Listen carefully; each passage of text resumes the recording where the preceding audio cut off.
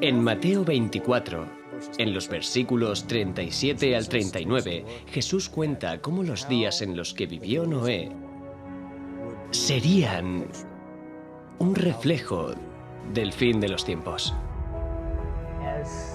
En el día en el que el Hijo del Hombre se manifieste, la sociedad sería como en los días de Noé. Se cuenta cómo llevaban a cabo sus actividades diarias, se casaban, se daban en matrimonio, comían, bebían y no prestaban atención. A pesar de 120 años de predicación, no sabían que se avecinaba el diluvio. Así será el día, dice Dios, en que el Hijo del Hombre se manifieste. La historia se repite. Estoy seguro que el Señor está observando desde el cielo. Jesús dijo, como en los días de Noé, así será la venida del Hijo del Hombre. Y hoy lo estamos viendo en el mundo. La violencia en la tierra, el egoísmo, la egolatría están ahí. Creo que todo esto le parte el corazón a Dios. Quizá la lección práctica más importante que podemos aplicar en la actualidad es: ¿qué significa subirse al arca? Vivimos en el tiempo del juicio, vivimos en el ocaso de la historia del mundo. Estamos ante el umbral de la eternidad. Y la gente tiene que darse cuenta de que es un periodo fascinante, más que ningún otro en la historia. Porque el mundo está siendo puesto a prueba y ahora es cuando la gente tiene que prepararse para encontrarse con Dios.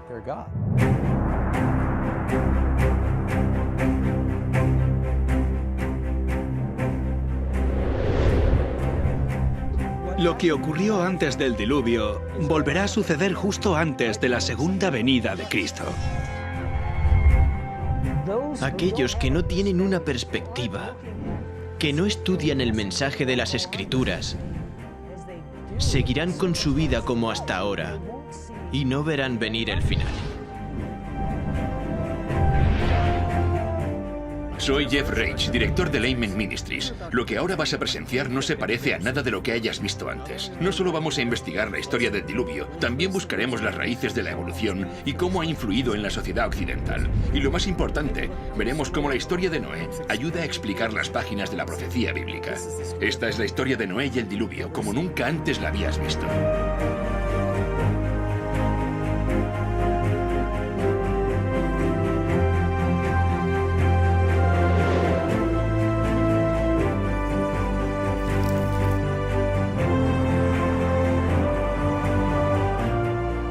Hoy muchos cristianos esperan la próxima venida de Cristo y se preguntan qué le deparará al planeta Tierra. Harían bien en volver a leer la historia de Noé y el diluvio, porque esa extraordinaria historia de la Biblia revela más del futuro de lo que muchos de nosotros pensamos. De hecho, las pruebas están por todas partes.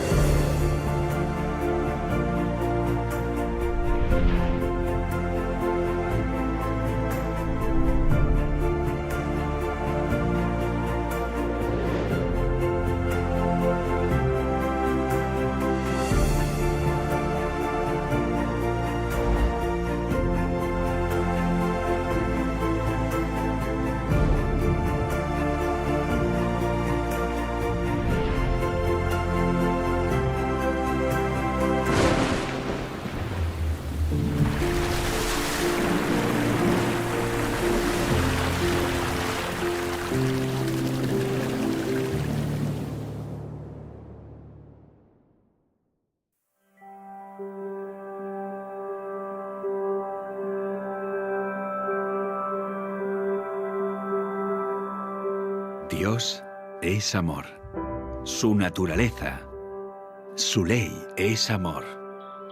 Siempre lo ha sido y siempre lo será. Cada parte de la creación, desde el más pequeño de los insectos que flotan bajo un rayo de sol hasta las vastas galaxias en el lejano espacio exterior, todo es la expresión de su amor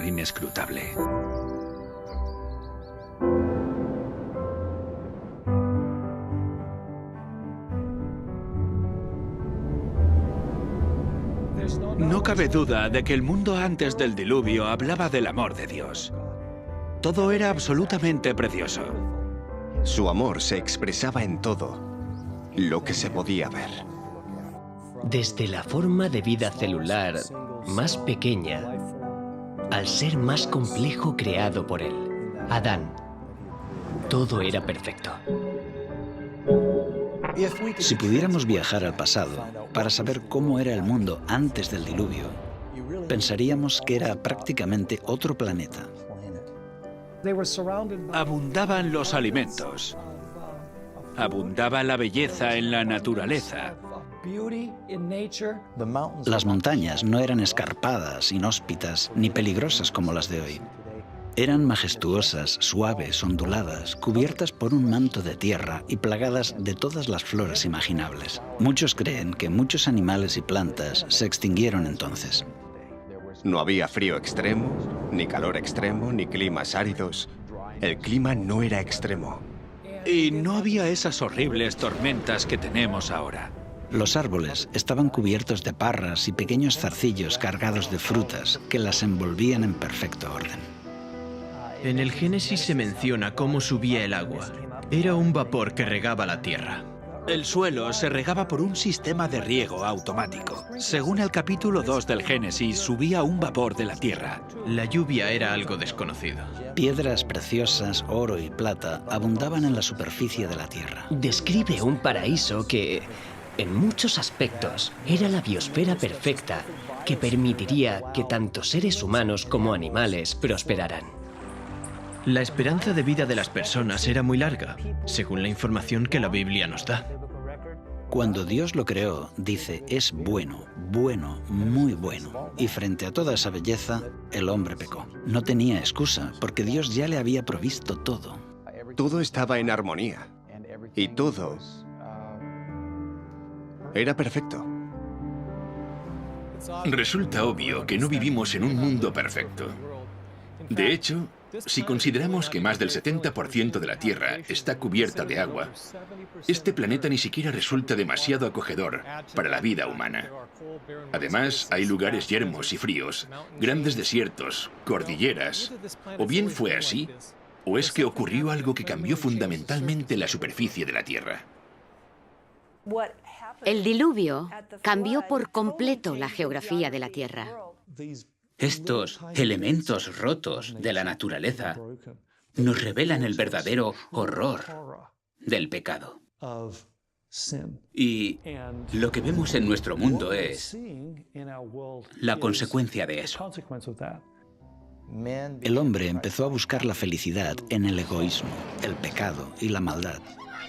Pero Dios, que es amor, dijo, aún quedan personas y deseo salvar a tantos como pueda. Voy a darles una advertencia. Si aún hay alguna posibilidad de redimirlos y acuden a mí, serán salvos. Y al crear el arca, creó un vehículo por el que podían salvarse. Y Noé era el mensajero de quien podían aprender. Dios nos está advirtiendo.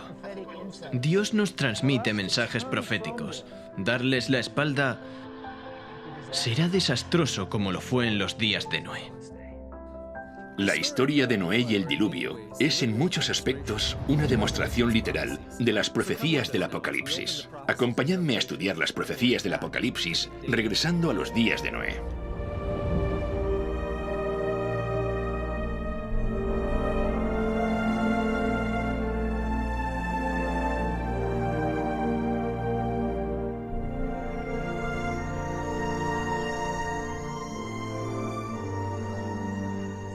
En los días de Noé había signos de decadencia, pero la tierra era aún rica y hermosa gracias a la providencia divina.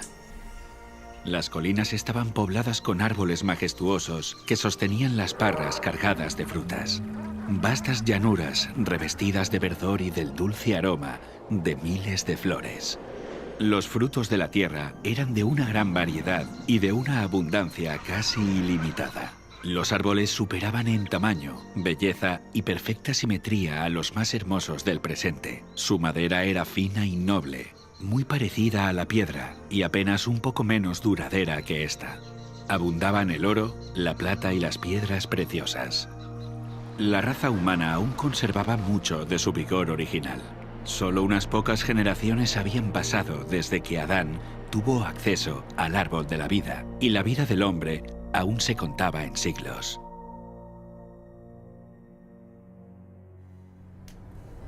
Si aquel pueblo longevo se hubiera dedicado al servicio de Dios, con su capacidad de hacer planes y ejecutarlos, habrían hecho del nombre de su creador un motivo de alabanza en la tierra y habrían cumplido el motivo por el cual Él les dio la vida. Pero no lo hizo. Había gigantes, hombres de gran estatura y fuerza, conocidos por su sabiduría, hábiles en la elaboración de las obras más maravillosas. Pero la culpa en que incurrieron al dar rienda suelta a su maldad fue proporcional a su destreza y habilidades mentales. A estos hombres antediluvianos, Dios los colmó de dones, pero usaron su ingenio para glorificarse a sí mismos y los transformaron en una maldición, al poner sus afectos en ellos mismos, en lugar de aquel que se los había dado. Utilizaban el oro, la plata, las piedras preciosas y las maderas selectas en la construcción de mansiones, y trataban de superarse unos a otros en el embellecimiento de sus moradas con las más hábiles obras del ingenio humano. Solo buscaban satisfacer los deseos de sus orgullosos corazones y se deleitaban en escenas de placer y maldad.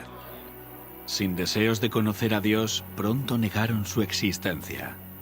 Adoraban la naturaleza en lugar de al Dios de la naturaleza. Ensalzaron la inteligencia humana, adoraron el trabajo de sus manos y enseñaron a sus hijos a adorar a los ídolos. Construyeron altares a sus ídolos en los verdes campos y bajo la sombra de hermosos árboles. Arboledas extensas que conservaban su follaje durante todo el año eran dedicados al culto de dioses falsos. Estas arboledas estaban conectadas a hermosos jardines a través de largas y sinuosas avenidas, adornadas de árboles cargados de frutos y de toda clase de estatuas. Todo estaba provisto de aquello que agradara a los sentidos y fomentara los deseos sensuales del pueblo, y así inducirlo a participar del culto idólatra. Los idólatras de falsos dioses dotaron a sus deidades de atributos y pasiones humanas. Así, el modelo de carácter se degradó al nivel de la humanidad pecaminosa. Y vio Dios que la maldad de los hombres era mucha en la tierra, y que todo designio de los pensamientos del corazón eran de continuo solamente el mal. Y se corrompió la tierra delante de Dios, y estaba la tierra llena de violencia. Dios dio a los hombres los mandamientos como una ley de vida, pero violaron su ley, y el resultado fue todo pecado imaginable. La maldad de los hombres era abierta y temeraria, la justicia era pisoteada, y los gritos de los oprimidos llegaban al cielo. El mundo estaba en sus comienzos, pero la maldad se había hecho tan profunda y general que Dios no pudo soportarlo más. Y dijo: raeré de sobre la faz de la tierra a los hombres que he creado. Declaró que su espíritu no contendería para siempre con la humanidad culpable. Si no cesaban de contaminar con sus pecados el mundo entero y sus ricos tesoros, Él los borraría de su creación y destruiría todas las cosas que con tanto amor les había brindado. Acabaría con los animales del campo y la vegetación, que les suministraba abundante abastecimiento de alimentos, y transformaría la bella tierra en un vasto escenario de desolación y ruina.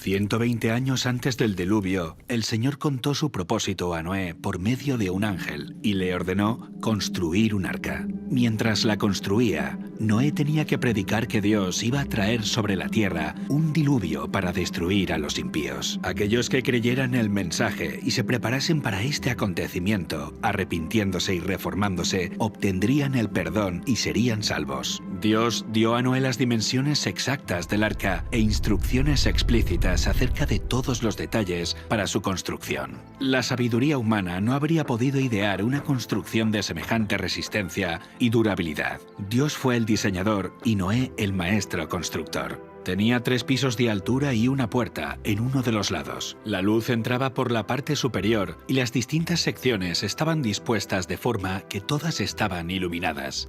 El material que se empleó en la construcción del arca fue el ciprés o madera de gofer, que resistiría al deterioro durante cientos de años. La construcción de esta inmensa estructura fue un proceso lento y laborioso.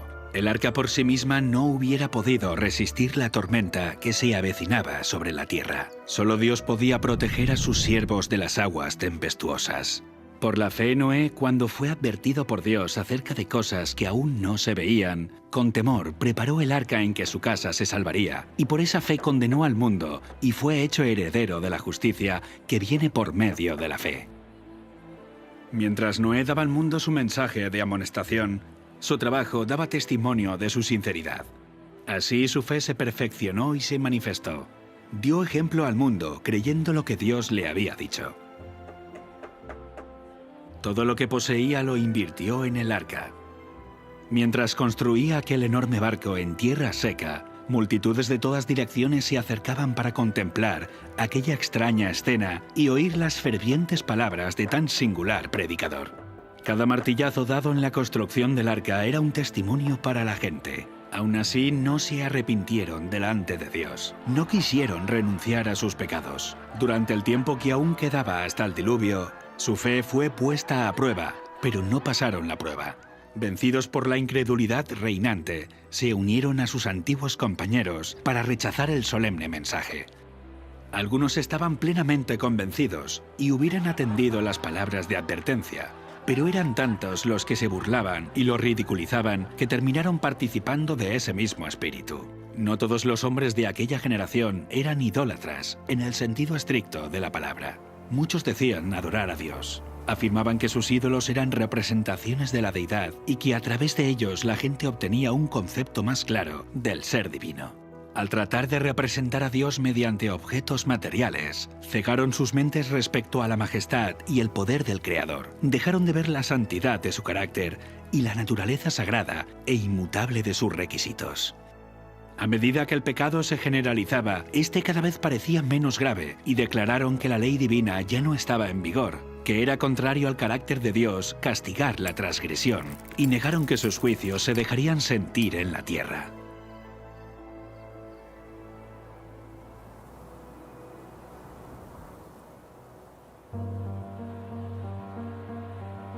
Si aquella generación hubiese cumplido la ley divina, los hombres habrían reconocido la voz de Dios en la advertencia de su siervo. Pero al rechazar la luz, sus mentes se volvieron tan ciegas que realmente creyeron que el mensaje de Noé era un delirio. No fueron las multitudes ni las mayorías las que se colocaron de parte de lo justo. El mundo estaba en contra de la justicia y las leyes de Dios, y Noé fue considerado un fanático. El mundo se reía de la locura del iluso anciano. En lugar de humillar sus corazones ante Dios, ellos persistieron en su desobediencia y maldad, como si Dios no les hubiera hablado a través de su siervo. Pero Noé se mantuvo como una roca en medio de la tempestad. Rodeado por el desdén y el ridículo popular, se distinguió por su santa integridad y su fidelidad inquebrantable. Sus palabras iban acompañadas de poder. Su relación con Dios le proporcionaba la fuerza del poder infinito. Durante 120 años, su voz anunció a oídos de aquella generación acontecimientos que, según la sabiduría humana, estaban fuera de toda posibilidad. El mundo antes del diluvio razonaba que durante siglos las leyes de la naturaleza habían permanecido inalterables. Las estaciones se habían sucedido unas a otras en orden. Nunca antes había llovido. La tierra se había regado por una niebla o rocío. Pero con su obstinada resistencia a los reproches de la conciencia, aquella generación llenó la copa de su iniquidad y maduró para la destrucción. Su tiempo de gracia estaba a punto de concluir. Noé había seguido fielmente las instrucciones que había recibido de Dios. El arca se había terminado como el Señor había dictado, e hizo provisión de alimentos para hombres y animales. Y entonces el siervo de Dios hizo su última solemne súplica a la gente. Con anhelo indecible, les rogó que buscaran refugio mientras aún era posible encontrarlo.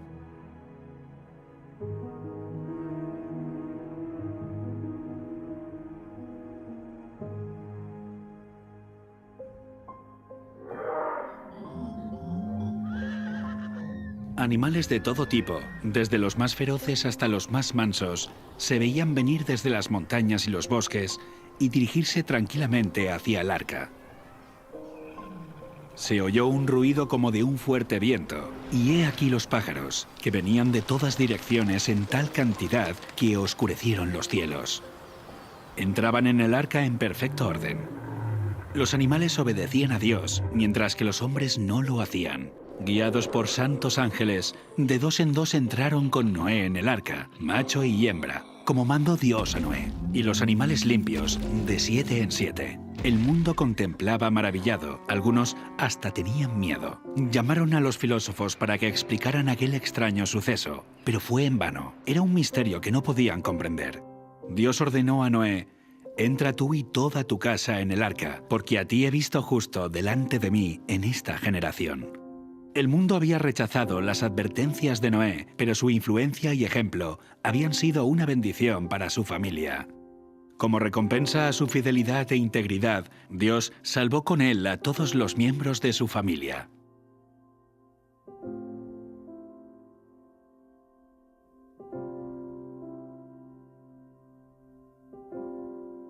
La misericordia dejó de suplicar a la raza culpable. Los animales de los campos y las aves del aire habían entrado en su refugio. Noé y su familia estaban dentro del arca. Después, el Señor cerró la puerta. Se vio un relámpago deslumbrante y una nube de gloria aún más brillante descendió del cielo para colocarse ante la entrada del arca. La puerta maciza que no podían cerrar los que estaban dentro fue puesta lentamente en su sitio por manos invisibles.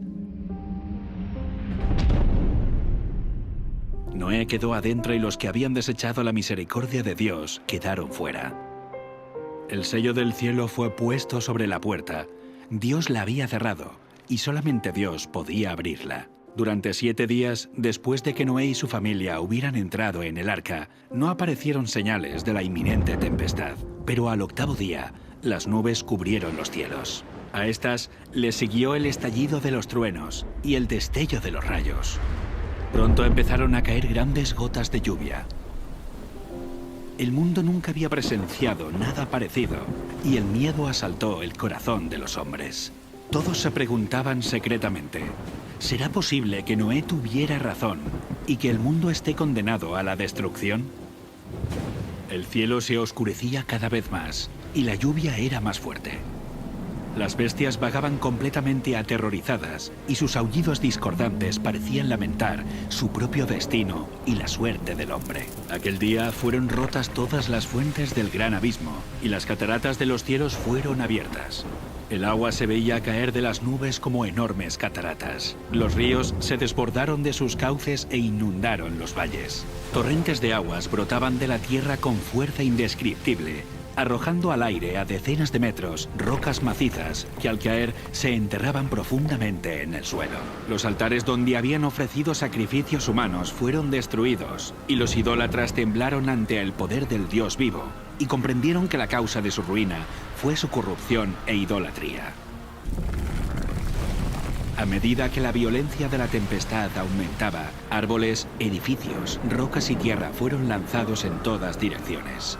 El terror de los hombres y los animales era indescriptible. Por encima del rugido de la tempestad podían escucharse los lamentos de un pueblo que había despreciado la autoridad de Dios. Muchos estaban frenéticos por el miedo y estiraban sus brazos hacia el arca, implorando que se les permitiera entrar. Pero sus súplicas fueron en vano. Se habían convencido que había un Dios en los cielos que lo gobierna todo. Algunos, en su desesperación, intentaron romper el arca para entrar en ella, pero la firme estructura resistió todos los embates. Otros se sujetaron al arca hasta que las embravecidas aguas los tiraron o se cayeron por la colisión con rocas y árboles. Todas las fibras de la maciza arca temblaban cuando era golpeada por los vientos inmisericordes, y una ola la arrojaba a la otra. Los rugidos de los animales que estaban dentro del arca expresaban su miedo y dolor. Pero en medio de los revueltos elementos, el arca continuaba flotando con toda seguridad. Otras personas se ataron juntamente con sus hijos en los lomos de poderosos animales, sabiendo que estos eran tenaces para conservar la vida y subirían a las cumbres más altas para escapar del agua que se iba elevando. Otros se ataron a elevados árboles en la cumbre de las colinas o las montañas. Sitio tras sitio que prometía seguridad era abandonado.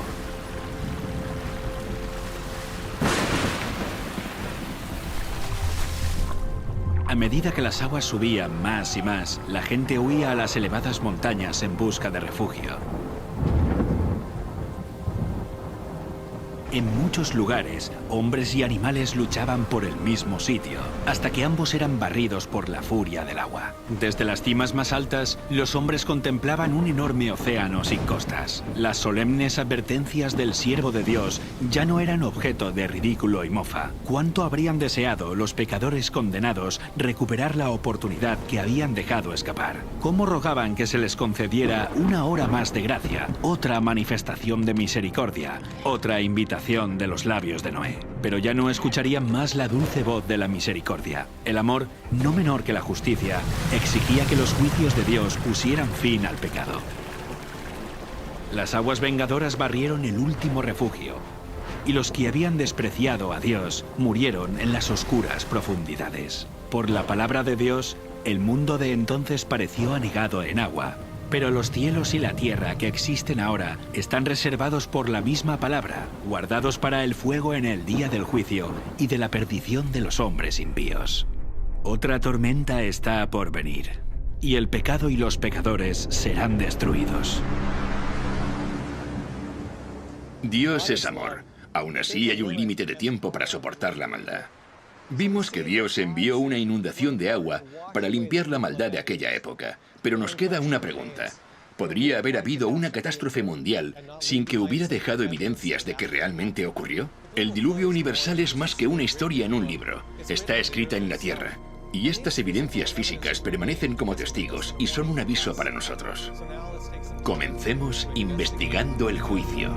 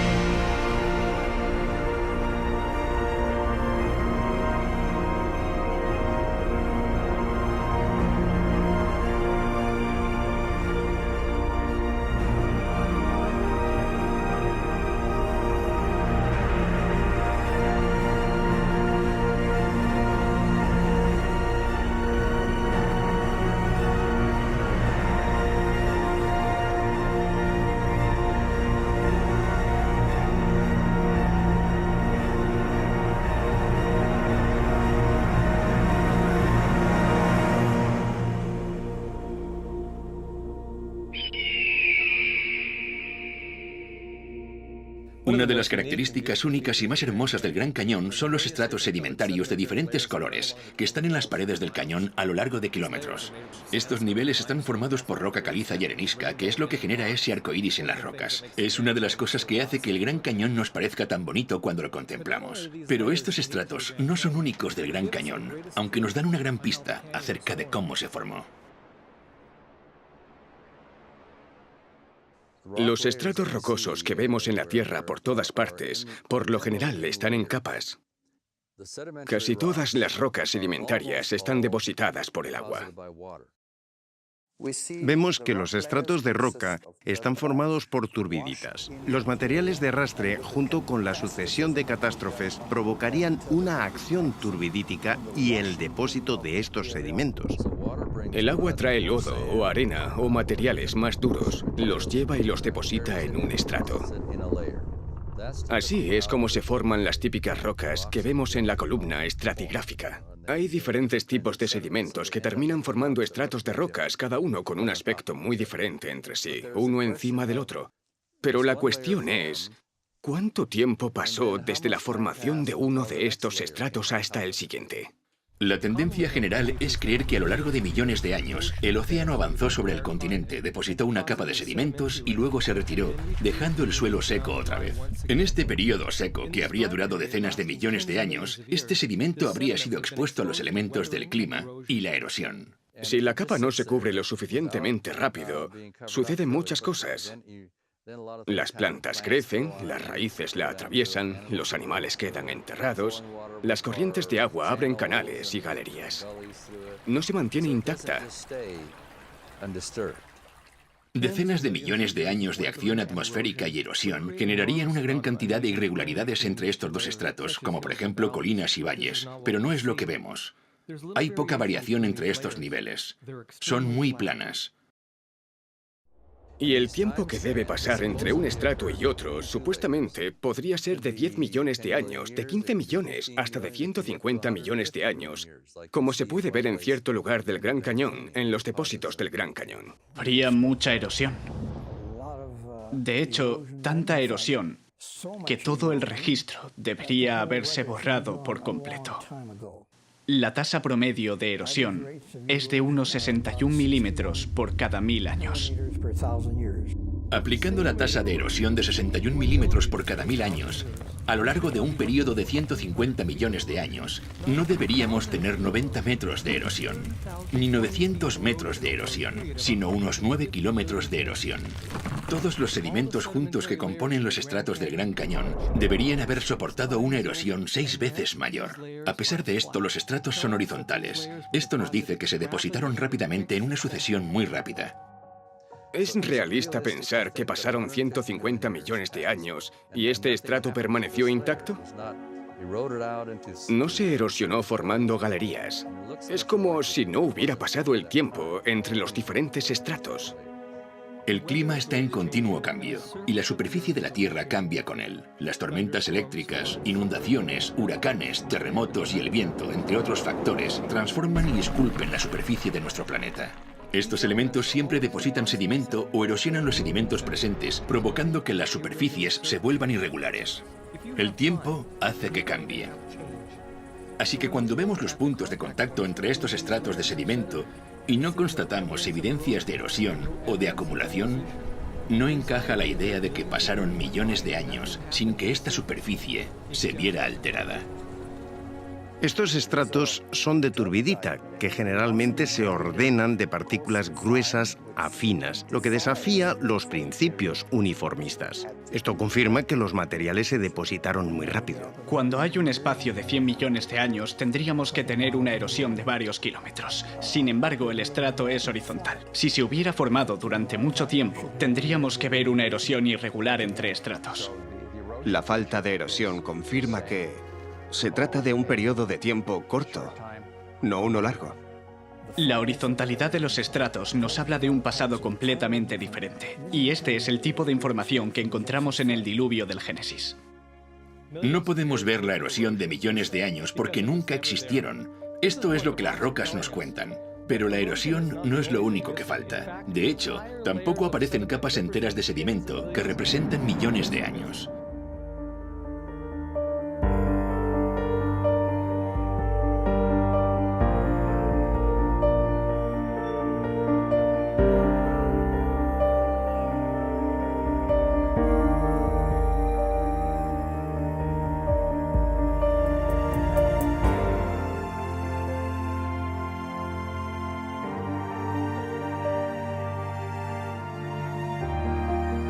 Aquí en el Gran Cañón puedes ver que detrás de mí está esta roca que es ligeramente rojiza. Es arenisca coconino. Está justo encima de esta más oscura de aquí que se llama ermitaño pérmico. Aquí falta un estrato de sedimento entre la arenisca coconino y el estrato ermitaño pérmico, llamada la formación Schnebly Hill. Aquí podemos ver la arenisca coconino con color más tenue y por debajo de esta se encuentra la formación de Schnebly Hill, que faltaba en el Gran Cañón. Debajo de la formación Schnebly Hill está el ermitaño pérmico, aunque más oscurecida, por la vegetación del valle. Esta es la formación Schnebly Hill. Son más de 240 metros de roca, que corresponderían a 6 millones de años. Y el problema que tiene la ciencia es que no puede quitar ese estrato de piedra, porque en la mente del geólogo moderno, cada estrato está asociado a un periodo de tiempo. Eliminar un estrato de roca significa que tenemos que quitar ese periodo de tiempo. La solución para ello sería, que los niveles inferiores se formaron. Los que faltan deberían estar ahí porque el tiempo ha transcurrido igual. Pero justo en esa zona la erosión ha debido hacer desaparecer toda la capa hasta el estrato anterior sin que hayan quedado huellas. El siguiente estrato se habría depositado encima. El problema con eso es que el contacto es totalmente horizontal con la lámina de un vidrio sobre otra, sin que hayan quedado evidencias de esos patrones de erosión que mostrarían una degradación o desgaste profundos. No tenemos ninguno de estos escenarios. ¿Por qué las grandes eras geológicas son un desafío? Porque no hay evidencias de erosión. La formación de Snebly Hill no se encuentra entre estos dos estratos y no hay ninguna evidencia de erosión. Esto nos dice que apenas pasó tiempo entre la formación de estos estratos y que se depositaron rápidamente en un evento catastrófico. Por esta razón, no encontramos la formación de Snebly Hill entre estos estratos del Gran Cañón, y volvemos a constatar esto mismo a tan solo 144 kilómetros de aquí. El Gran Cañón es un ejemplo geológico fantástico de catastrofismo y desafía a las teorías modernas que tratan de explicar estas incoherencias. Aquí tenemos piedra caliza de Redwall, que descansa sobre la roca caliza de Moab. Entre estos dos niveles deberíamos ver la formación Temple Butte, que representa hasta 155 millones de años. En lugar de eso, no hay nada. No hay evidencia de los casi 10 kilómetros de erosión que esperaríamos ver durante este largo periodo de tiempo. No hay evidencias de erosión ni de la acumulación, solo un contacto en horizontal. Pero no puede haber un área con una superficie plana de 30 o 40, 50.000 kilómetros cuadrados y que se mantenga así durante 100 millones de años. Después de todo, 1 millón de años es tiempo suficiente como para erosionar 6 o 7 veces toda Norteamérica de su nivel actual hasta su base, hasta el nivel del agua. Aquí el contacto entre la roca caliza de Redwall y la roca caliza de Moab es horizontal, lo que demuestra que pasó poco o ningún espacio de tiempo entre ambos estratos. Los 150 millones de años que faltan entre estos dos estratos no se corresponden con la columna estratigráfica. Por esta razón, los servicios del parque han colocado una señal que confirma esta inconsistencia. Hemos visto solo unos pocos ejemplos de estas incoherencias, y en ninguna de ellas hubo ni erosión ni acumulación durante los supuestos periodos de millones de años. Este es un problema serio para los evolucionistas, pero no es nada en comparación con la llamada Gran Discordancia, un vacío de tiempo de más de 1.000 millones de años. Y adivina qué, el contacto entre estos dos estratos es plano, igual que los otros estratos.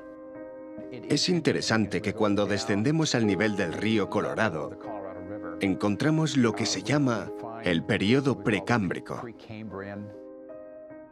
El material volcánico que se encuentra ahí es bastante duro y está muy mezclado. Por encima de este encontramos sedimentos del Cámbrico, que están depositados sobre este. Estos están mucho más organizados. Es un estrato encima del otro. Soy plenamente consciente de la gran discordancia, del Gran Cañón, entre el Precámbrico y el Cámbrico. No pasa inadvertida. Está presente todo el tiempo. La gran discordancia del Gran Cañón son 1.200 millones de años que faltan entre el nivel del Precámbrico y el Cámbrico. Durante este tiempo deberíamos observar 72 kilómetros de erosión irregular. Esto es tiempo suficiente como para erosionar los 40 kilómetros de la corteza terrestre 2 veces. Pero el nivel cámbrico yace horizontal sobre el nivel precámbrico. Y de nuevo el punto de contacto entre ambos es horizontal, lo que nos dice que la acumulación de estos estratos no es el resultado de 1.200 millones de años de erosión, sino la evidencia empírica de una catástrofe ocasionada por una amplia superficie de agua en un periodo de tiempo muy corto. En el nivel cámbrico, las cosas cambian de repente. La mayoría de las divisiones o filos de animales aparecen de pronto en el nivel cámbrico. No son solo especies aisladas, sino filos enteros aparecen de repente. Eso es asombroso. Un filo es una categoría muy amplia de animales. Por ejemplo, el filo molusca comprende desde todos los caracoles y las babosas hasta los calamares y pulpos, y todos estos animales pertenecen a este grupo. ¿Aparecieron simultáneamente? ¿Al mismo tiempo? Esto no deja mucho margen para los lentos procesos evolutivos. Aquí hay un problema grave para la evolución. Los evolucionistas son conscientes de ello y lo llaman la explosión cámbrica.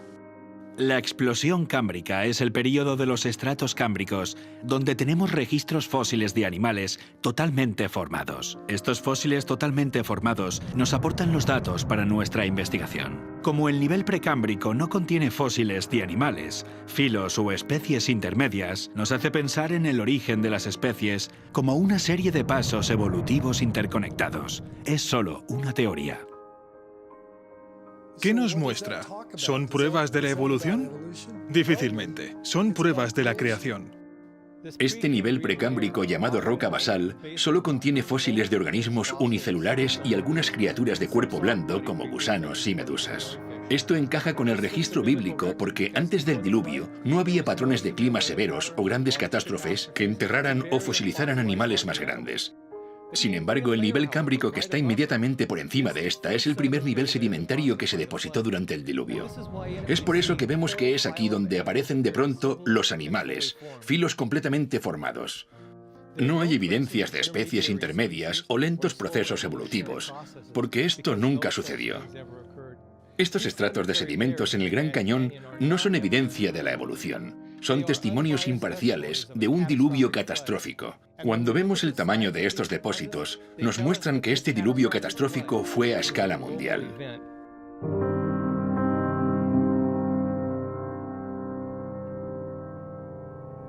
El Gran Cañón está ahí, y en los márgenes se pueden ver los estratos. Pero todos esos estratos de cientos de kilómetros que van hasta Arizona, Utah y Wyoming y Montana hasta Canadá son los mismos estratos. La arenisca Tapiz que se encuentra en el fondo del Gran Cañón fue la primera capa que depositó el diluvio. Va desde México, pasa por toda América del Norte, hasta Groenlandia. La formación Morrison cubre 643.000 kilómetros cuadrados, desde Nuevo México hasta Canadá, y la arenisca de San Pedro cubre aproximadamente 800.000 kilómetros cuadrados. Cuando pensé en cómo estos estratos estaban dispuestos, todos están en horizontal. No hay interrupciones entre ellos. No es solo que los estratos se asentaron rápido, sino que entre uno y otro no hubo millones de años de erosión. La ausencia de la erosión entre los estratos sedimentarios en el Gran Cañón muestra que se depositaron rápidamente a consecuencia de una catástrofe. Pero además, el hecho de que estos estratos se extiendan cientos de kilómetros atravesando varios estados hasta Canadá muestra que la magnitud de la catástrofe fue mucho mayor de lo que el mundo haya experimentado en la actualidad.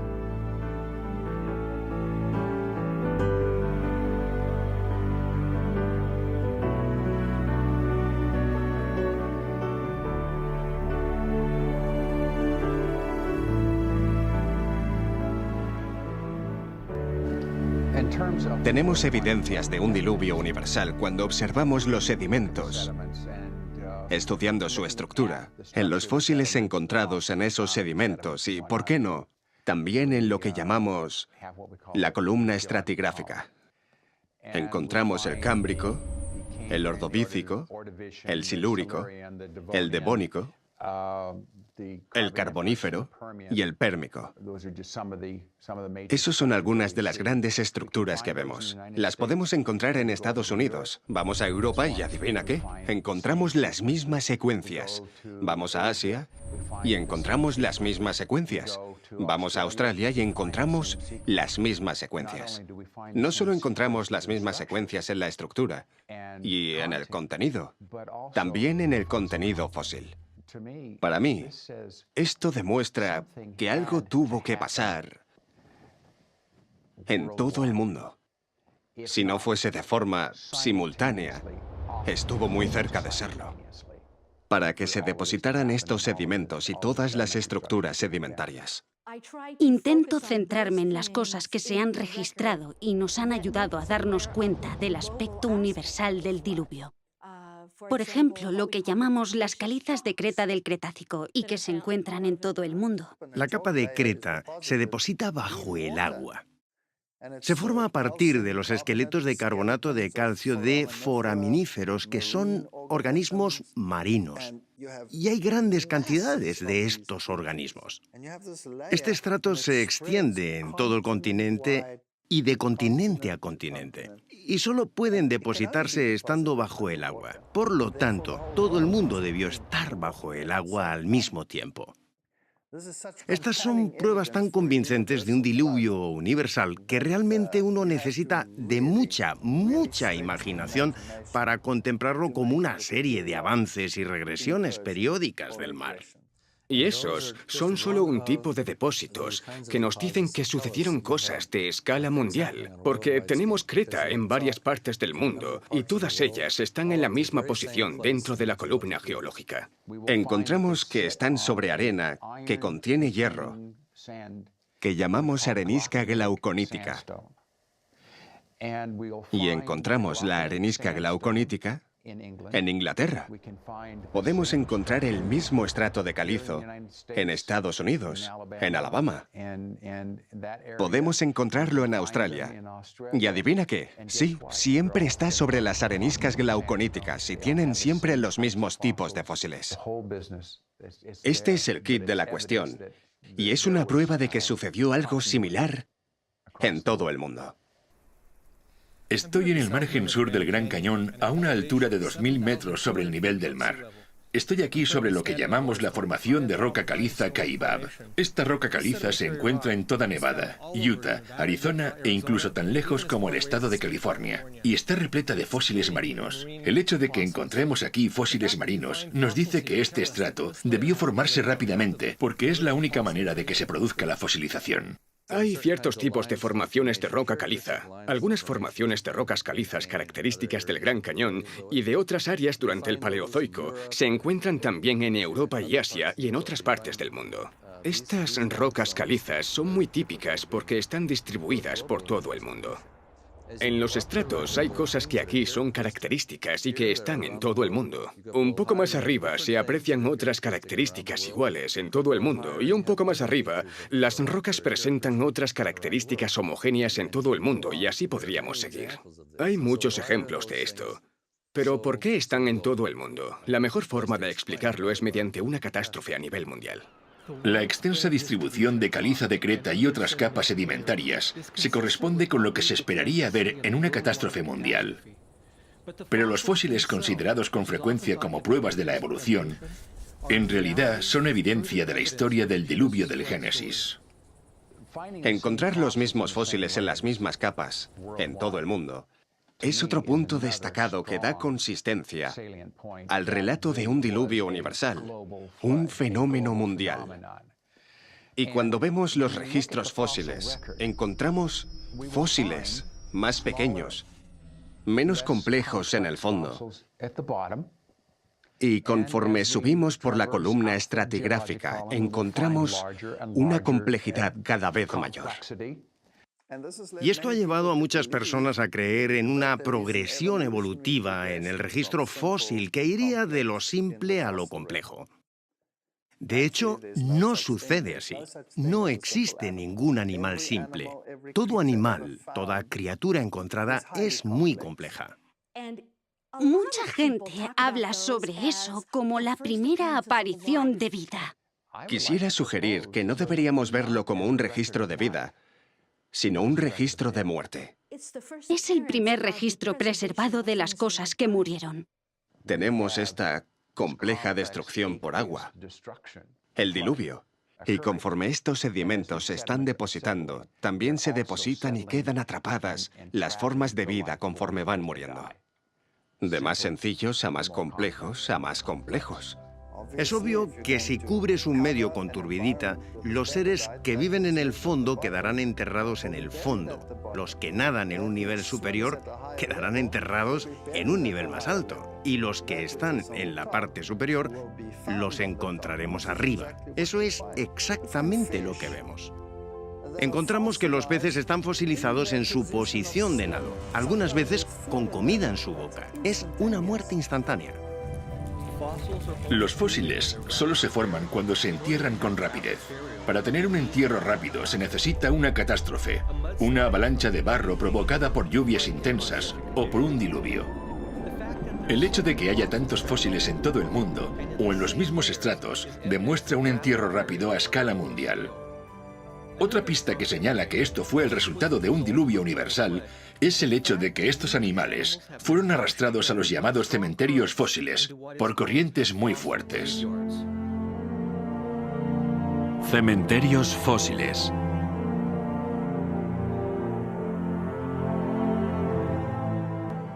Los cementerios fósiles son algo con lo que la mayoría de las personas no están familiarizadas. Están asociadas a una mortandad masiva.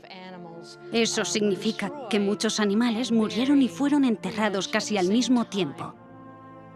Y probablemente el más popular de estos tipos de depósitos son los de dinosaurios. Pero hay zonas de concentración que siempre me han hecho pensar. Tenemos que entender cómo se comportan los sedimentos. Tal vez se trataba de zonas bajas y esos animales fueron arrastrados y depositados en una depresión, de manera que las aguas que movían estos cuerpos los concentraron ahí. Encontramos este tipo de cosas en todo el mundo. Por ejemplo, hay estratos en el centro de Utah con braquiópodos. Los braquiópodos son como las almejas. Hay, quién sabe, millones de estos organismos formando estos estratos. Eso es un cementerio fósil, una cantidad de fósiles desmesurada. En este momento estoy trabajando en un yacimiento óseo en Wyoming, donde tenemos restos de 10.000 dinosaurios o más. Esto verdaderamente nos habla de una catástrofe. No se forman yacimientos óseos sin que haya una catástrofe. Al menos en nuestro yacimiento encontramos que los huesos no están como esperaríamos que estuvieran si un grupo de animales hubiera muerto en un periodo de tiempo muy amplio. En lugar de eso, los huesos están desarticulados y organizados según su tamaño. Hay huesos grandes al fondo y huesos pequeños arriba. Y la única manera de que esto pase es que toda esta gran cantidad de restos fueran transportados como si una corriente los arrastrara hacia las aguas más profundas y los huesos se clasificaran conforme se iban moviendo. Por ejemplo, la cuenca Karoo es enorme y los dinosaurios y las criaturas están orientados según la dirección de la corriente del agua. El pensamiento moderno diría que estos animales debieron depositarse en cuencas de ríos y después se esparcieron prácticamente por todo el continente. Eso sería un río gigante. No es algo que suceda hoy en día. Habría que imaginarse un mundo completamente diferente en el pasado. Hay tantas cosas que apuntan hacia un diluvio universal.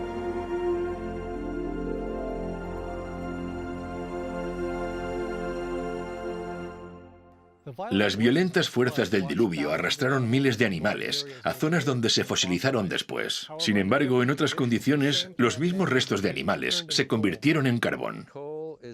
El carbón aparece por una gran cantidad de plantas que se depositaron todas juntas y se compactaron y cambiaron su estructura química en carbón. Los depósitos de carbón pueden ser muy extensos, pueden ser pequeños, aunque un solo depósito puede llegar hasta 300 metros de espesor.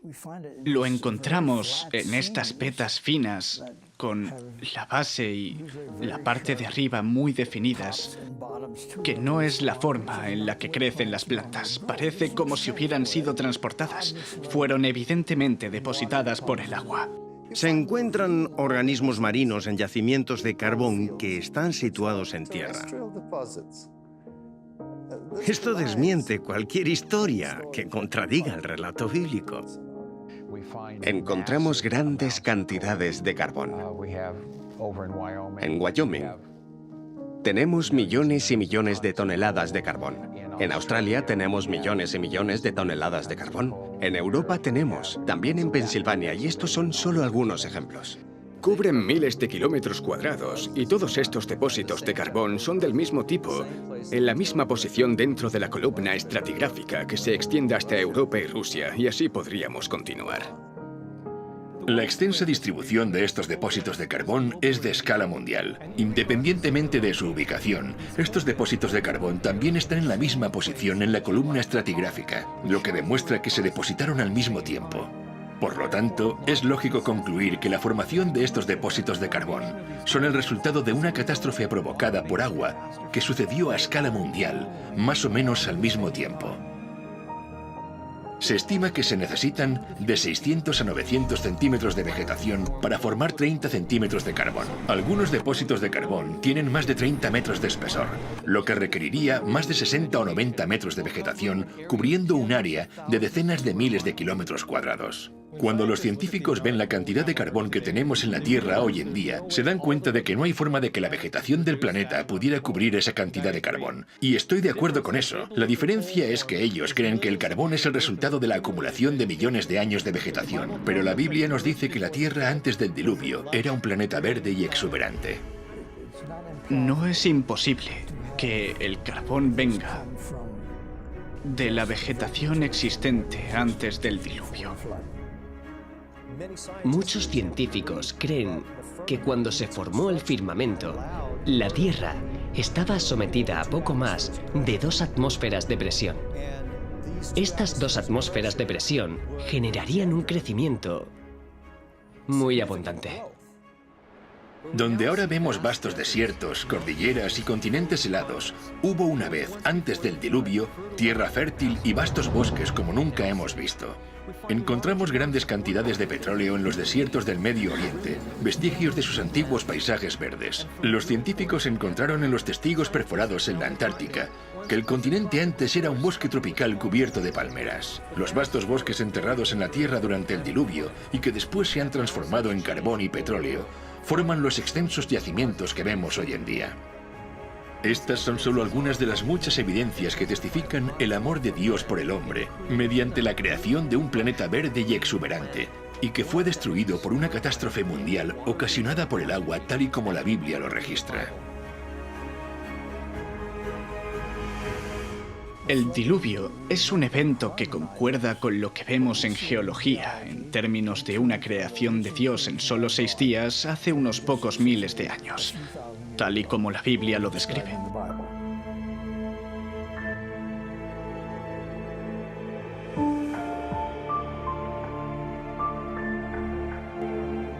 Hay tantas evidencias que no es posible investigarlas todas en tan poco tiempo, pero mirando a gran escala todo el panorama, vemos que la Tierra nos habla por sí misma.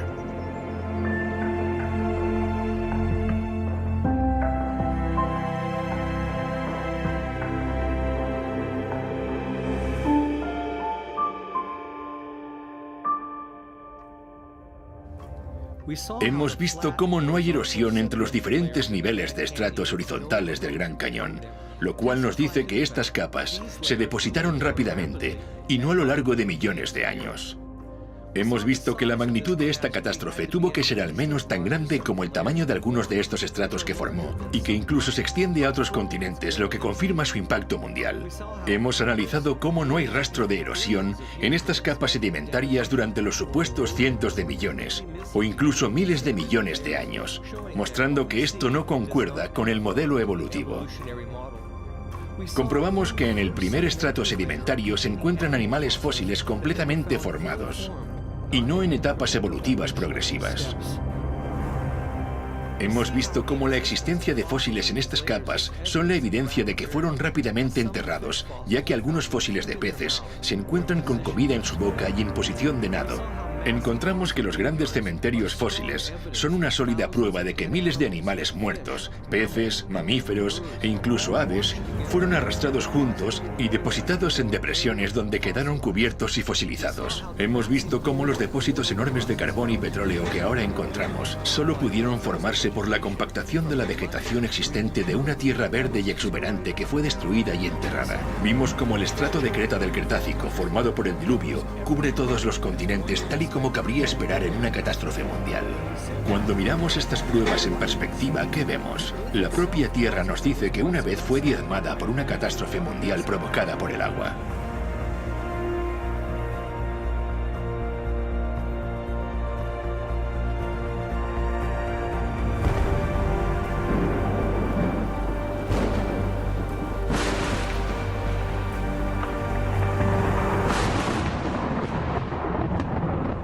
o habla a la tierra y ella te enseñará. Los peces del mar te lo declararán también. ¿Qué cosa de todas estas no entiende que la mano de Jehová la hizo? Si el mundo está lleno de evidencias, ¿por qué por algunas de las mentes más brillantes de la comunidad científica rechazan la historia del diluvio tal y como se encuentra en la Biblia? Os daré una pista. Es algo que poco tiene que ver con las evidencias.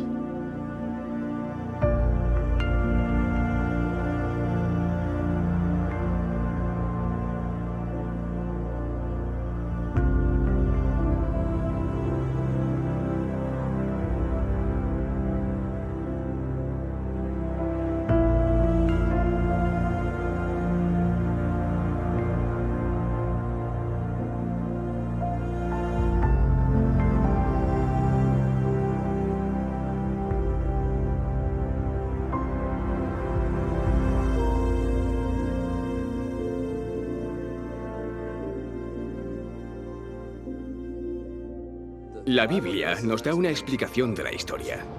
Cuando la Tierra y la vida fueron creadas perfectas, pero todo cambió por culpa del pecado. Si eso es verdad, ¿por qué tantos científicos se oponen radicalmente a este punto de vista? La razón tiene más relación con la forma de ver el mundo que con las evidencias. Dejar a un lado las creencias religiosas no resuelve el problema. El prejuicio no es un problema religioso, es un problema humano. No importa lo que profesemos, tanto si yo digo que soy cristiano y rechazo la biología evolutiva, como si soy un evolucionista y rechazo el cristianismo, o si me encuentro confundido en algún punto intermedio. En cualquier caso, todo lo que hacemos, todo lo que vemos, todo lo que decimos y comprendemos, nuestra visión del mundo, cómo formulamos nuestras ideas, nuestros pensamientos a partir de lo que vemos y conocemos del mundo alrededor de nosotros, se ven afectados inalterable e inevitablemente por estas dos visiones. La visión del mundo tiene una fuerte influencia en lo que percibimos y el tipo de preguntas que nos hacemos. Si tu interpretación de los datos está limitada por tu forma de ver el mundo, es obvio que vas a reducir el tipo de conclusiones a considerar. Así que, por ejemplo, cuando tienes una visión del mundo materialista y observas las células, estas máquinas moleculares increíbles que yo tanto disfruto estudiando, o la información registrada en el ADN, hay ciertas teorías que puedes considerar a partir de los datos recogidos. Pero si eres un materialista, ninguna de tus teorías te van a sugerir que una mente inteligente escribió esa información en el ADN. Esa teoría no está permitida. La evolución contradice las leyes de la física. Todo se transforma de un nivel superior a uno inferior. Siempre hay una regresión, nunca sucede al revés. Es la ley de la termodinámica, y la vida desafía la ley de la termodinámica. Así que tenemos una teoría que básicamente viola cada una de las leyes de la física y aún así es una de las teorías más reconocidas e incluso está protegida por la legislación. Es increíble. La ciencia se define como una exploración sistemática que construye y organiza el conocimiento en forma de explicaciones comprobables y predicciones sobre el universo. El problema que tiene la evolución es que sus explicaciones no se pueden comprobar. La evolución necesita que algo que no está vivo pueda por sí mismo crear algo vivo. Este misterioso suceso no se ha observado en ningún lugar de la naturaleza ni en un laboratorio y por lo tanto no sigue el método científico, así que no puede establecerse como un hecho científico. Toda la vida se compone de ADN, una forma muy compleja de organizar la información. La razón por la que los procesos naturales no pueden ni nunca producirán vida es porque los procesos naturales no generan ni organizan información. La organización requiere de inteligencia. Donde vemos evidencia de organización, vemos evidencia de Dios.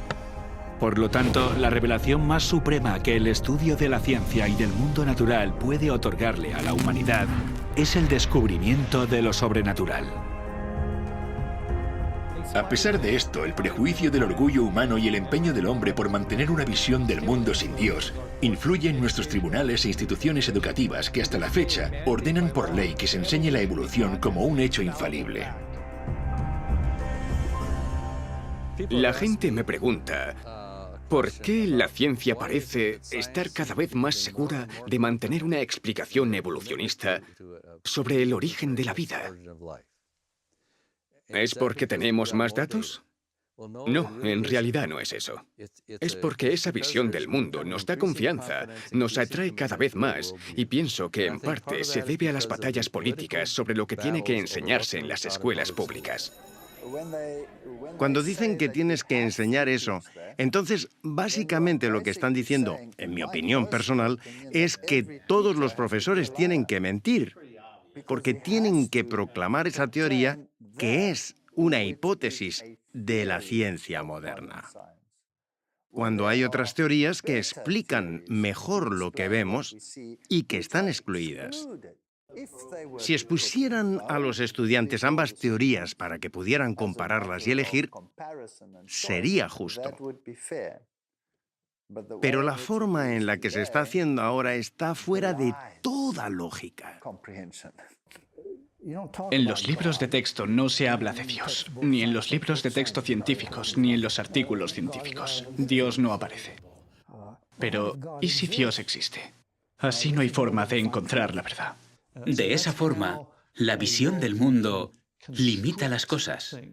Una de las cosas que realmente aprecio de la visión bíblica del mundo y que adoptan los cristianos es que es liberadora. No podemos decir que toda la realidad es solamente lo que podemos ver físicamente. No hay nada que nos diga que esa es la única realidad. Prefiero un enfoque más amplio. Incluyamos a Dios dentro de las posibilidades y volvamos a mirar las evidencias científicas. Las evidencias científicas apuntan a Dios. Cuando alguien dice, bueno, no me voy a involucrar con la religión o con la Biblia porque no es ciencia, creo que está siendo innecesariamente limitado y elimina la posibilidad de investigar algo que puede ser real.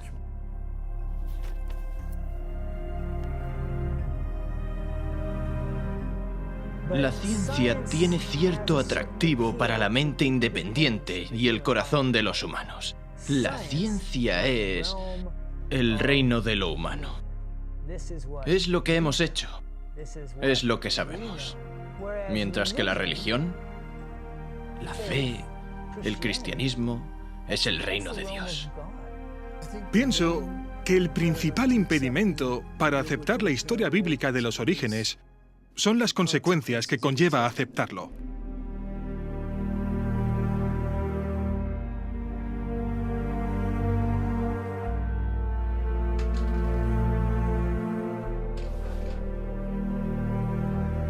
El problema de poner a Dios dentro del debate es que inevitablemente nos recuerda la cuestión de la responsabilidad moral. Decir que hay moralidad en el paradigma evolutivo es engañarse a uno mismo. No puedes creer en un ser supremo y otros seres inferiores sin que esa relación tenga que definirse de alguna manera. Intuitivamente, reconocemos que esa es la ley moral.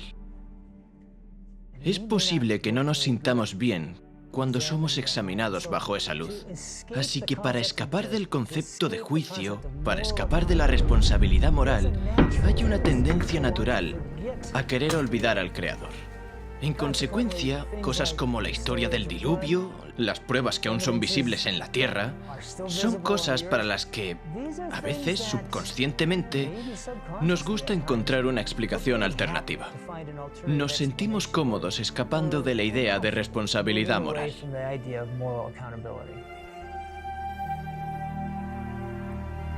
Eliminar la responsabilidad moral implica reescribir la historia del mundo, y esto es precisamente lo que ha ocurrido. Se adoptó una nueva visión del mundo, en particular una visión del mundo que no incluía la historia del diluvio, intentando así eliminar el juicio de Dios y en consecuencia toda responsabilidad moral. Pero ¿cómo es que tuvo éxito una visión tan radicalmente distinta? La oportunidad perfecta surgió hacia el final de la Edad Media.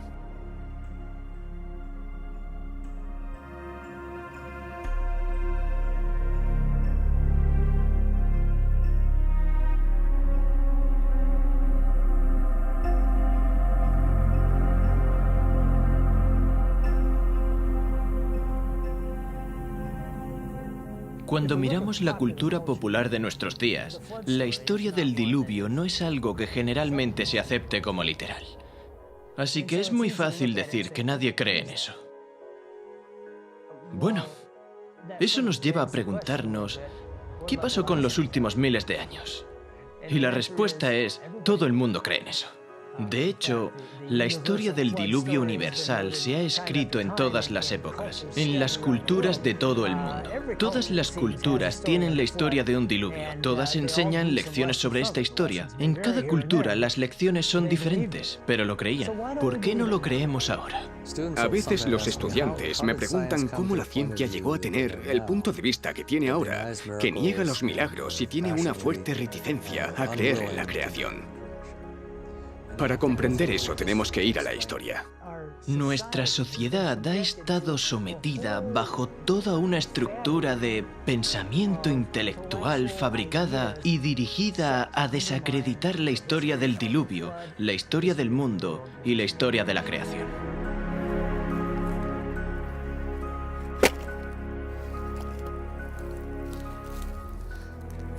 El gran encubrimiento, ocultando el juicio.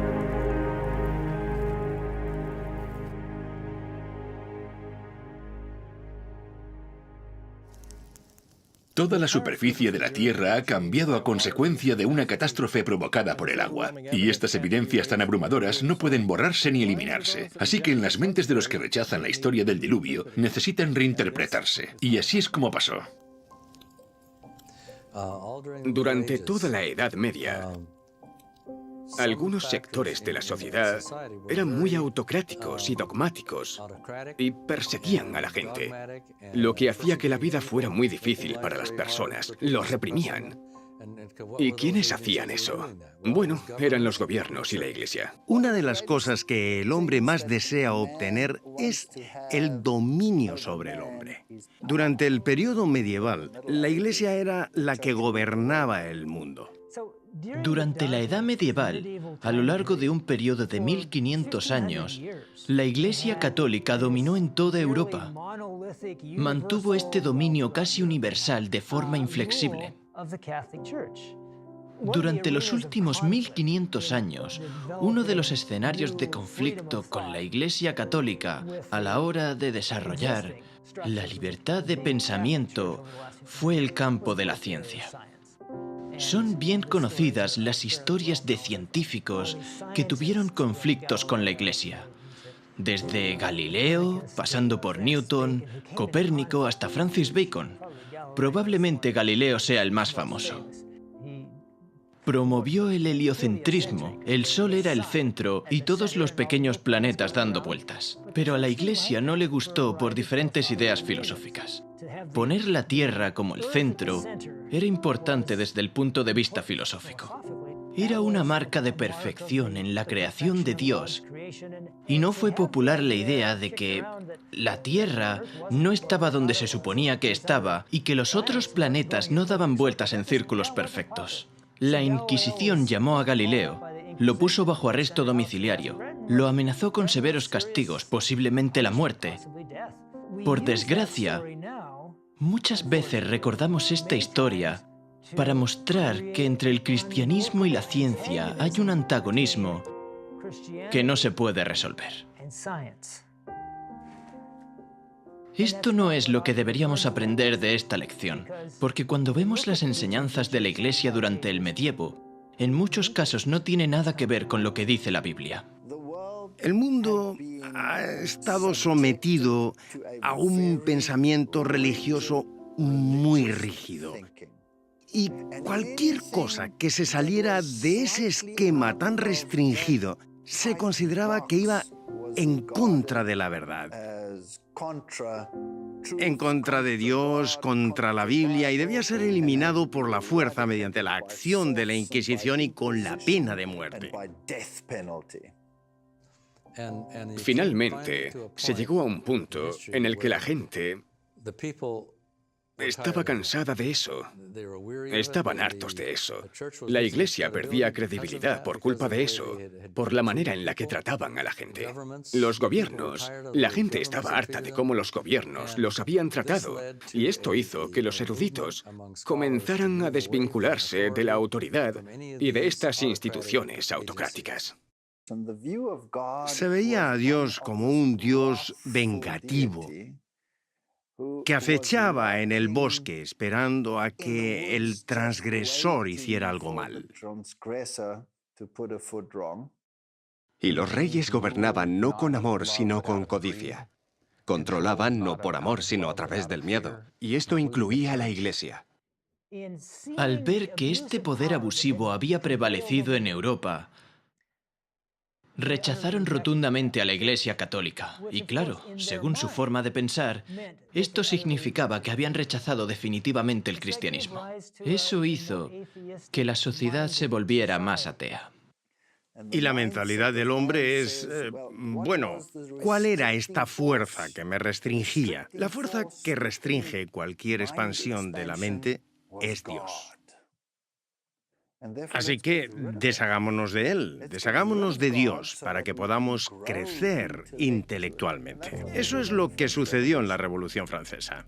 En lugar de someter a las masas a sus dogmas en sumisión ciega, el trabajo de Roma dio como resultado convertirlos en infieles y revolucionarios. Consideraron que su avaricia y crueldad eran fruto de la Biblia y no aceptarían nada de eso. Roma había malinterpretado el carácter de Dios y ahora los hombres rechazaban a la Biblia y a su autor. Esto automáticamente desencadenó en la Revolución Francesa y la total anulación del poder de la Iglesia que se había mantenido sobre la gente por más de 1000 años. En la Asamblea Nacional de Francia, la turba revolucionaria declaró que solo se rendiría culto a la razón. Presentaron a una mujer hermosa adornada con un manto azul y la proclamaron la diosa de la razón.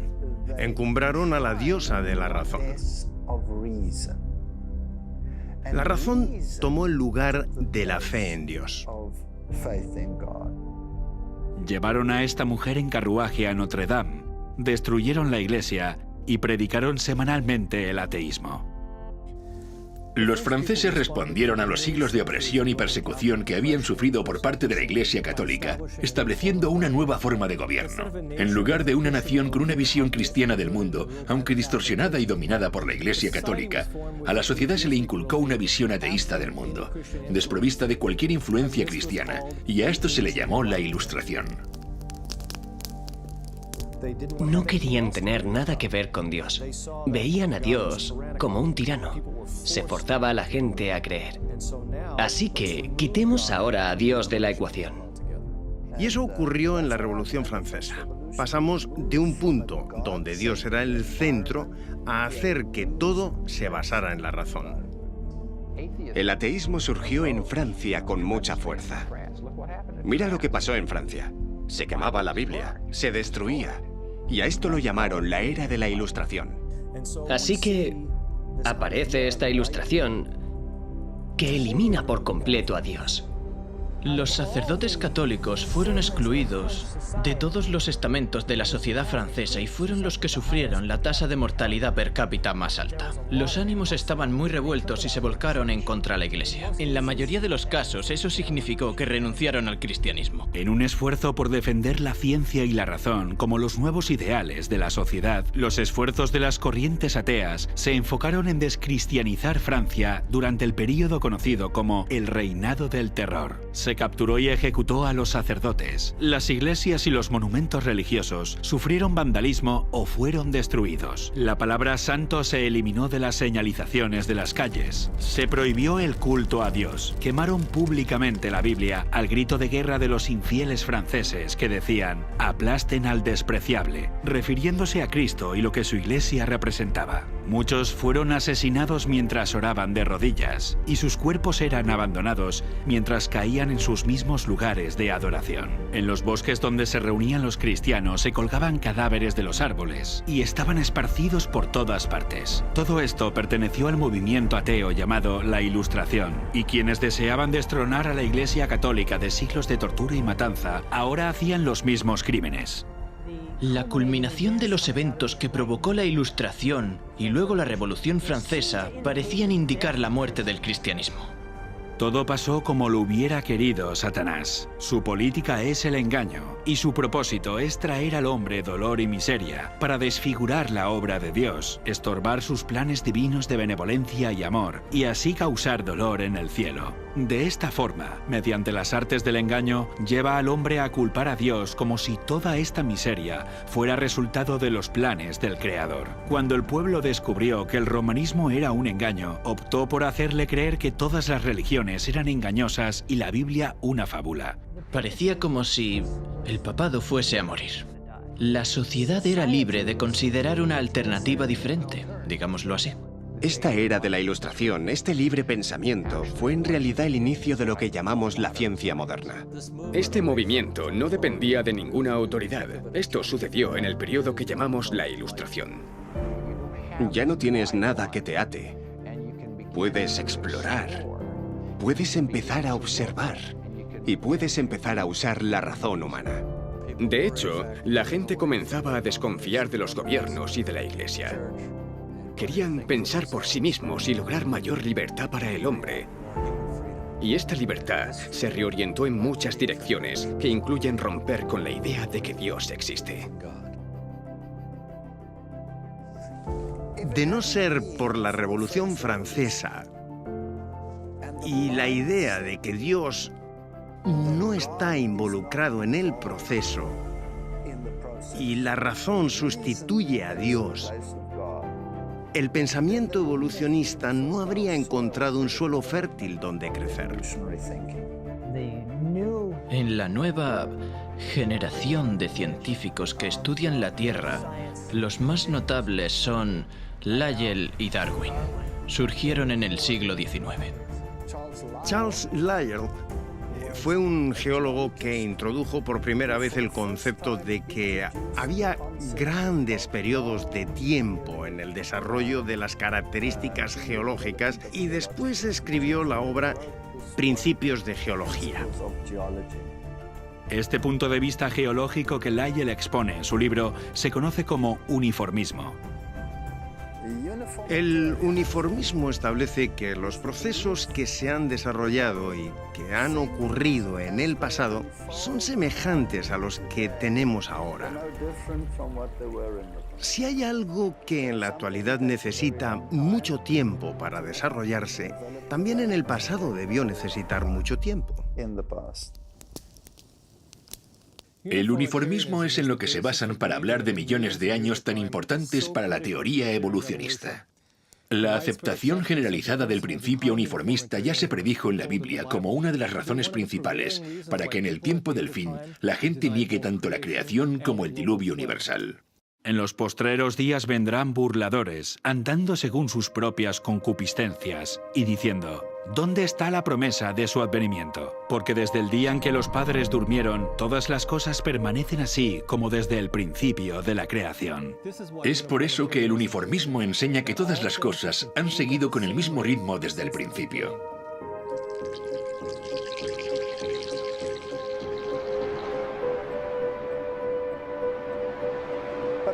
Pero ¿y si hay una catástrofe?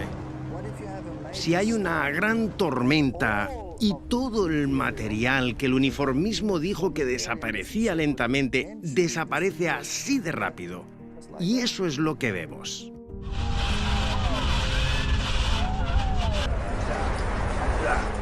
La percepción de que las cosas permanecieron iguales desde el comienzo de la creación es una filosofía que Dios advirtió que caracterizaría el sistema de creencias en los últimos días, y se nos advierte que esta actitud llevaría a las personas a ignorar voluntariamente que el mundo de entonces pereció anegado en agua.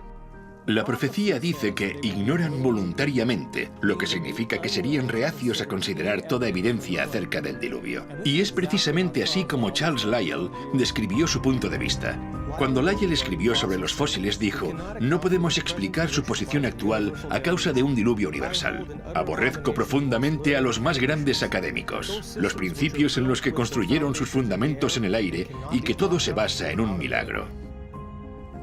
Como naturalista, Charles Lyell rechazaba todos los milagros como una forma de explicación, pero no fueron sus observaciones científicas las que le llevaron a esta conclusión. Fue el compromiso con su propia visión del mundo. Él reveló sus prejuicios contra la historia del diluvio bíblico cuando escribió en una carta que la nueva interpretación de las eras geológicas liberarán la ciencia de Moisés. Estas ideas pasaron de Charles Lyell a un joven estudiante universitario de 22 años, Charles Darwin.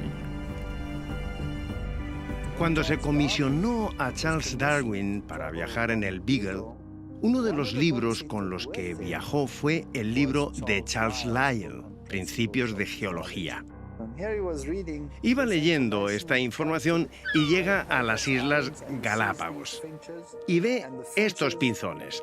Y estos pinzones eran tan variados que entonces se le ocurre que obviamente estos pinzones han tenido que evolucionar de una sola pareja que llegó a las islas y todas las variedades evolucionaron a partir de ese momento. Y resulta que los planteamientos geológicos encajan con esto. Esto debió haber tomado su tiempo. Y las ideas de Lyell empiezan a calar. Entonces piensa, si esta variedad que veo aquí se desarrolló y cambió con el tiempo mediante la selección natural, entonces Dios no creó nada. Charles utilizó las ideas de Lyell sobre las grandes eras geológicas y las aplicó a la biología. De esta forma dio a la evolución algo de lo que antes carecía, un mecanismo científico con el cual operar. A Darwin se le ocurrió una nueva teoría, la de la selección natural, y fue un bombazo. Eso fue lo que le dio credibilidad. Ahora hemos encontrado un mecanismo que puede explicar este cambio a lo largo de grandes periodos de tiempo. Más adelante, Darwin se convirtió en un amigo cercano de Lyell y algunos dicen que fue la persona que más influyó en la vida de Darwin. Darwin opinó sobre la visión de Lyell acerca del diluvio y dijo: Lyell está convencido de que ha conseguido hacer temblar la fe en el diluvio con mucha más eficacia sin haber dicho palabra en contra de la Biblia que si lo hubiera hecho de otra forma. A mediados del siglo XIX, las cosas empezaron a cambiar. Hacia finales de ese mismo siglo, la comunidad científica empezó a excluir a Dios de sus interpretaciones. Ahora, Dios había sido expulsado del abanico de explicaciones de la comunidad científica. He aquí solamente esto he hallado, que Dios hizo al hombre recto, pero ellos buscaron muchas perversiones. La teoría de la evolución se ha convertido en el fundamento de nuestra sociedad en todo el mundo, y los resultados catastróficos de esta creencia pueden verse en todas partes, en la negación de la responsabilidad moral, en la negación de Dios y por lo tanto, en la negación del diluvio. Pero la evolución, más que ninguna otra creencia, ha llevado a la sociedad a un nivel de maldad como el que existía en los días de Noé. Y vio Jehová que la maldad de los hombres era mucha en la tierra, y que todo designio de los pensamientos del corazón de ellos eran de continuo solamente el mal. Crueles y malos, así es como Dios definió los pensamientos del hombre antes del diluvio. Esto se aplica aún más a nosotros cuando consideramos lo que la Biblia tiene que decir sobre los pensamientos de los malvados.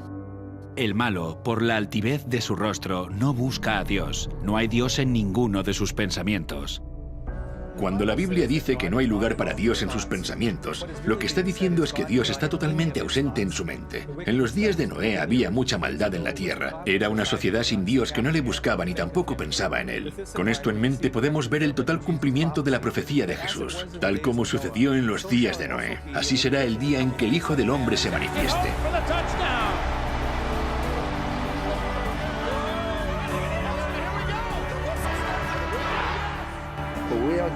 Estamos llegando a un punto en el que Dios está completamente excluido, incluso de los sistemas políticos y de las leyes que se aprueban. Le están borrando de la existencia humana y de la mente de forma totalmente intencional. Hoy nos encontramos en el mismo punto.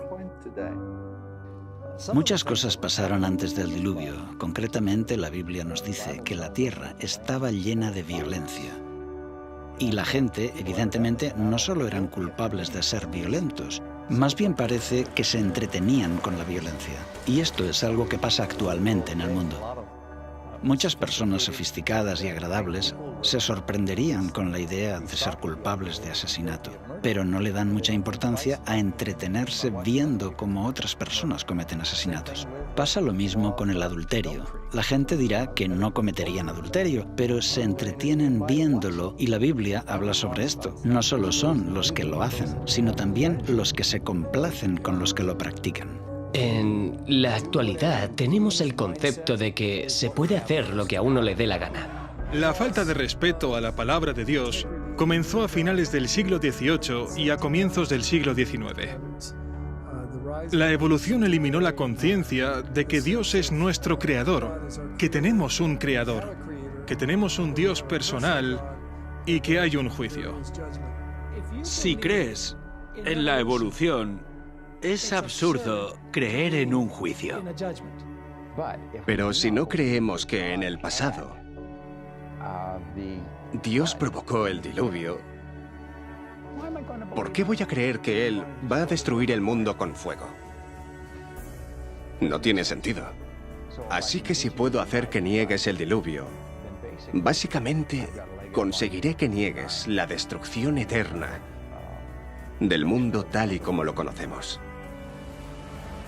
Mientras nuestra cultura globalizada se aleja de la idea de que hay unos principios morales absolutos y nuestra cultura evita adoptar un modelo moral, vemos cómo se incrementa el sufrimiento, el crimen y la miseria de forma proporcional hasta el punto de que ni siquiera se respeta la vida misma. Mientras las cosas siguen empeorando en nuestro mundo, se hace evidente por qué es necesario un juicio justo y por qué también fue necesario en los días de Noé. El mal se había fomentado hasta el punto que ya no hubo solución. Habría continuado a ese nivel para siempre, lo que habría supuesto un universo de miseria eterna. ¿Quién querría vivir en un universo como ese durante toda la eternidad? Si ves a los padres ante las tumbas de sus hijos y la agonía y el dolor que esto conlleva, debe haber un juicio. Y es por eso que Dios ha marcado un límite para evitar que la humanidad fuese sepultada sin que quedaran testigos del amor de Dios y del propósito original de la creación, el de vivir en paz, armonía y amor juntos con Dios. Fue entonces que Dios tuvo que intervenir para que no se perdiera la historia acerca del amor de Dios. Así que Dios tuvo que intervenir. Dios es amoroso, Dios es paciente, pero como le dijo Moisés, aunque es paciente y ofrece abundante perdón y misericordia, no tendrá por inocente al culpable. Hay un tiempo para el juicio. Y el Señor dijo, no contenderá mi espíritu con el hombre para siempre, porque ciertamente él es carne, mas serán sus días 120 años. El texto dice que hubo 120 años de avisos y súplicas. El juicio no vino así como así, aunque los que prefieren ignorar que Noé lo advirtió durante los 120 años que estuvo predicando, pueden pensar que sí lo hizo. El juicio siempre ha estado atenuado con la misericordia, pero la misericordia no impide el juicio. Llegará el momento cuando la lluvia caerá. Y Él destruyó el mundo con un diluvio. Y esta destrucción es la garantía de que vendrá otro juicio después de este. Y la Biblia dice que el siguiente juicio será por fuego. Y no vendrá en forma de diluvio de nuevo. Puede haber inundaciones intermitentes, pero el juicio final será por fuego. por lo cual el mundo de entonces pereció anegado en agua. Pero los cielos y la tierra que existen ahora están reservados por la misma palabra, guardados para el fuego en el día del juicio y de la perdición de los hombres impíos. En los días de Noé, el mundo fue bautizado por agua. Segunda de Pedro 3 dice que cuando el Señor regrese, será bautizado con fuego.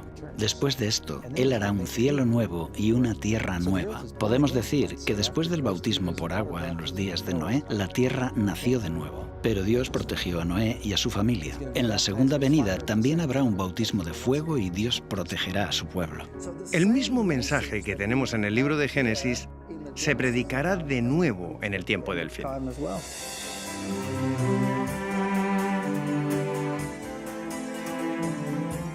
En el fin de los tiempos, los días de Noé se repetirán, y las rocas y fósiles de la tierra permanecen como testimonios de este suceso. Como sucede en la historia del Génesis, la propia tierra es tanto un registro como una profecía que nos advierte de que otro juicio está por venir. ¿Pero cuándo? En el tiempo del fin, el hombre recibe 3 advertencias inmediatamente antes de la segunda venida de Cristo. Estas advertencias son dadas por 3 ángeles y son conocidas como el mensaje de los 3 ángeles. Cuando en los días de Noé se dio el mensaje del juicio, fue la hora del primer juicio de la tierra. Ahora, en el tiempo del fin, el mensaje del primer ángel se hace eco de la advertencia de Noé al anunciar: la hora de su juicio ha llegado. En la segunda parte de los días de Noé, investigaremos estos mensajes y también descubriremos en qué año se anunció la hora del juicio y cuándo comenzarán a contar los días de Noé para la última generación.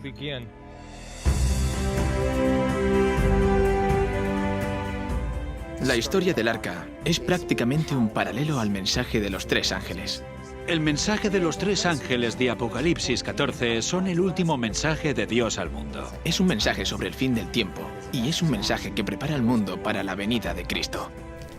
Noé siguió las instrucciones de Dios en la construcción del arca, y veremos cómo este mensaje de los 3 ángeles apunta hacia una antigua estructura diseñada por Dios, que revela las instrucciones que debería seguir el pueblo de Dios en preparación para su segunda venida en el tiempo del fin.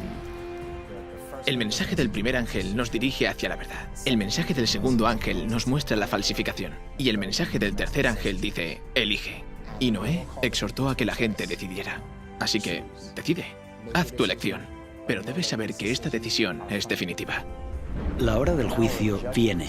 Hace tiempo que la gente está siendo advertida, porque Dios ama al hombre y quiere salvarlo. Dios volverá a ver la maldad del hombre y dirá que los pensamientos de su corazón y su mente son de continuo solamente el mal, y Él traerá de nuevo el juicio. Este es un mensaje de advertencia, es un mensaje de amor, pero también es un mensaje que avisa de un juicio inminente.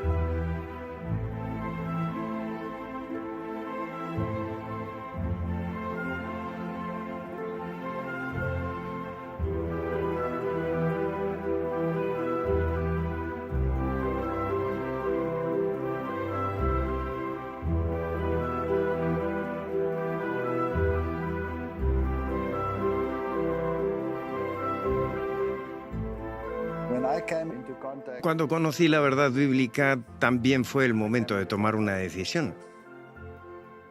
Era ateo y la profecía me dijo que había un Dios. Así que he tenido que tomar decisiones, y las decisiones son difíciles.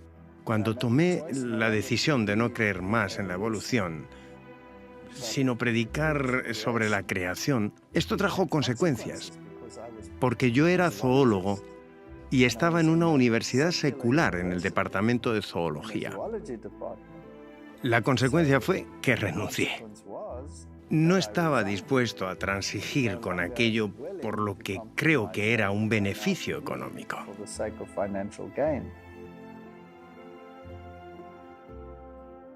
¿Sabes? Para mí hay muchas cosas que dan valor y solemnidad a la historia del diluvio.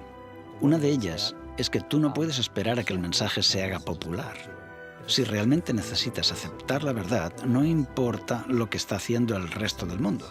Alguien dijo una vez que una idea tonta sigue siendo una idea tonta aunque millones de personas la crean.